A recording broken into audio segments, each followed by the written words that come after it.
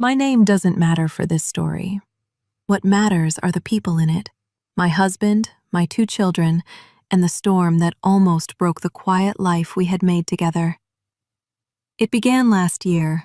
My children were only 2 and 4, still tiny, still learning to talk, still waking up with soft pillow lines on their cheeks. They were loud, messy, loving kids who filled our home with crayons, sticky hands, and endless bedtime arguments. To me, they were perfect. To my husband, they were everything too, but something inside him had started to shake. Both of our children looked nothing like him. Not the eyes, not the hair, not even the smile. Genetics can be strange, but when a father looks at 2 children who share no features with him, doubt becomes a quiet monster sitting in the room, breathing fear. I often saw him watching them, not with anger or suspicion, but with sadness, like he was searching for pieces of himself in their faces and finding nothing. He tried to hide it, but I noticed. A wife always notices. Then one day, he did something I never expected.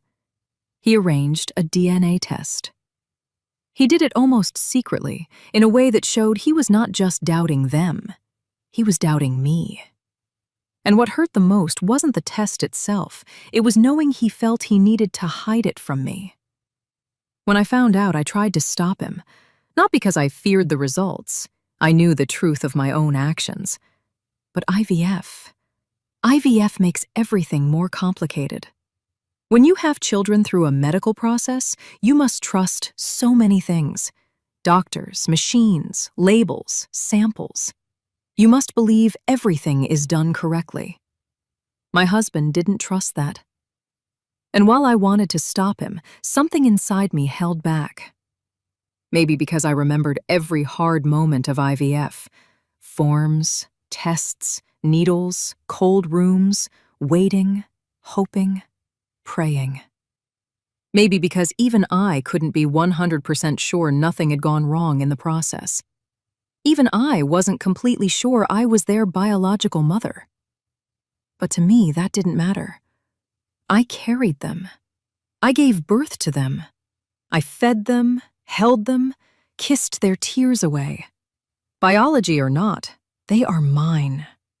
Every heartbeat inside me knows that. But my husband's fear was different. For men, fatherhood is not always certain. Women always know the child is theirs. Men never know for sure. That old fear, that ancient doubt, still lives today. So he went ahead with the DNA test. I didn't give my own sample. I refused. I didn't want some paper report to decide whether I was truly their mother. I didn't want science to touch something that was already real and strong. But I also knew the truth. If those results came back saying he wasn't the father, our whole life would fall apart. If the test said he wasn't the father, would he still love them the same way? Would he look at them differently? Would the warm way he spoke to them disappear?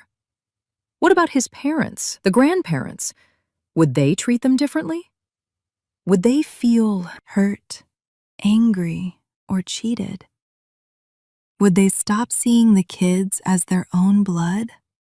And the fear that haunted me most, would he blame me? Would he think I lied? Would he believe I knew something and hid it? Would we have to fight the clinic? Ask what happened to our real embryos?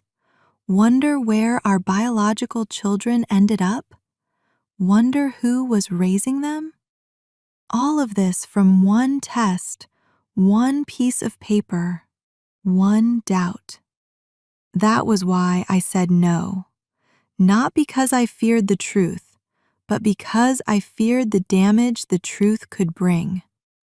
Still, he took the test. I waited. The days felt endless. Every sound in the house, the clock, the kids playing, my husband breathing at night, felt heavy with fear. Then the results came. He was the father. In that moment, I felt the ground soften beneath me. Relief hit me so hard I had to sit down. The disaster we almost faced disappeared. No broken family, no destroyed marriage, no lawsuits, no pain. Everything was okay, on the outside. But inside, something stayed unsettled. The memory of how close we came to breaking. The knowledge that trust, once cracked, never goes back to how it was. The truth that my husband, loving and caring as he is, had looked at our children and wondered if they were really his. I have tried to understand him.